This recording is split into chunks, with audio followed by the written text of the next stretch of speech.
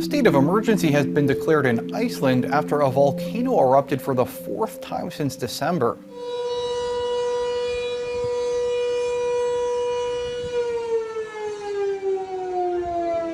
Those sirens could be heard from the famed Blue Lagoon Spa as smoke and ash filled the orange sky. It's historic drills in the Nordic region.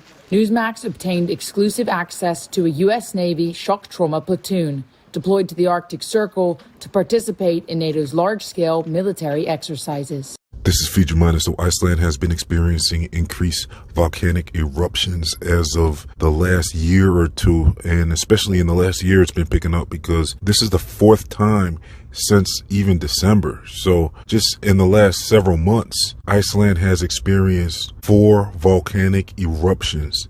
And not only that, but there's military exercises going on in Iceland as well. So what could possibly be going on in Iceland to where all this activity has been taking place in such what seems to be like a remote place of the world? I mean, the only real main interesting thing about this area to me is the magnetic north is close to this area, and we've been covering that a lot. And even in my last video, I explained how someone was up in that area and they saw a strange portal that appeared to be opening up in Iceland, and that was actually while he was filming the Aurora Borealis. So there's been a whole lot of increased activity in the Iceland area, and I'm wondering if there's anything to this. I mean, there's been lava flowing through the area, so cities have evacuated.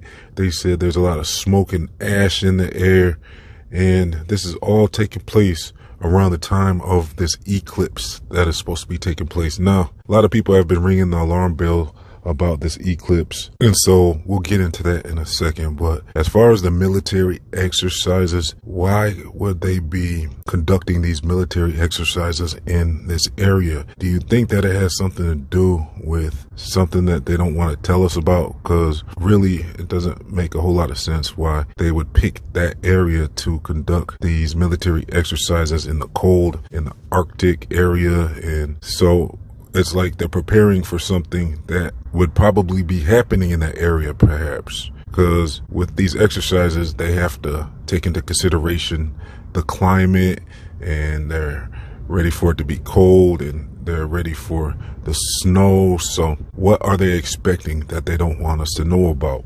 And as far as this eclipse warning, there's been a lot of talks about this eclipse. Now, I have been kind of ignoring a lot of it because usually when people set dates and make these predictions, usually nothing happens from what I've experienced. I mean, I wouldn't get too alarmed, but there has been some official warnings going out about this eclipse. They're saying to just be prepared, to have maybe things ready for if the power goes out, so maybe a power grid shut down. Now with that, that's kind of a good idea to be prepared for anyways. And there's been other official warnings about the eclipse. I've been hearing a lot of prophetic warnings as well. They're saying this is actually some type of sign. So like I said though, I mean, the last one came and went. There's been eclipses throughout the centuries. So really, to me, it just doesn't seem like anything to be super alarmed about, but it never hurts to be too prepared anyways. But as far as like this 3 days of darkness theory and all of that stuff, I don't really get too concerned about that, really, in my opinion. But I mean, some of the warnings that they have issued is basically they're saying schedule errands and appointments early. They're saying have communication plans with family and friends. They're saying have cash on hand in case of limited access to the banks. They're saying buy necessary groceries and gas.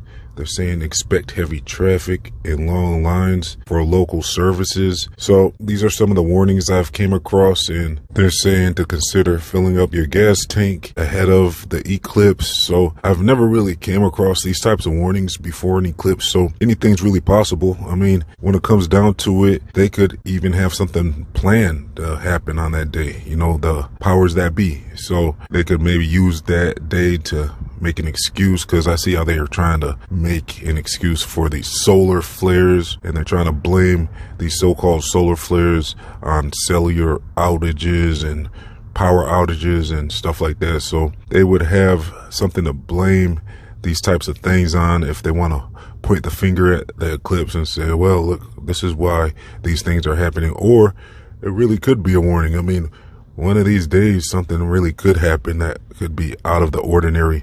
I mean, like I said, with the military exercises and these warnings being issued about the April eclipse, this is all happening at the same time. And then there's been a lot of movies coming out that have kind of this theme of chaos. And we have the Civil War movie coming out and the Omen movie coming out.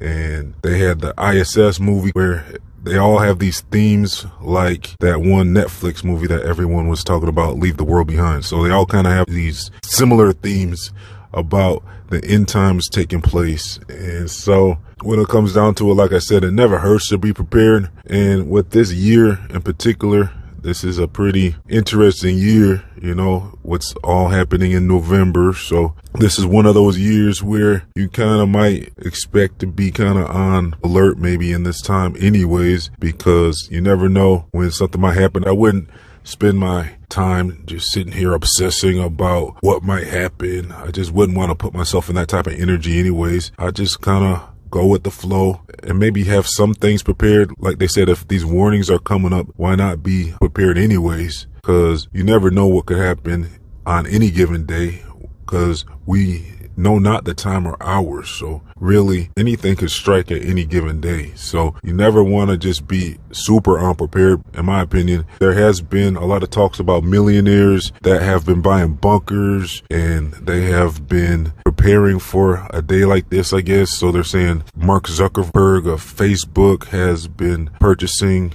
construction on his bunker, and they have a lot of other celebrities that said they have done the same thing, and a lot of millionaires have also prepared bunkers. So they're all kind of expecting something to happen someday. And like I said, that movie Leave the World Behind was kind of giving us that type of theme anyways, where they were saying that the millionaires and billionaires are kind of expecting something to take place, and that was kind of like a clue for us, the general public. So some of these movies kind of have some signs and clues in them for us to pay attention to. And so for much more information about the mysterious North Pole area, I'll leave a link in the comment section and description box. Also, check out my free email newsletters, my Feed Your Mind store, my social media, my other channels, and much more. Also, if you'd like to support this channel, please donate as little as $1 to help keep this channel online. I have some giveaways and much more in the comment section and description box. So thanks for tuning in. Please like, comment, share, and subscribe. This has been Feed Your Mind signing off.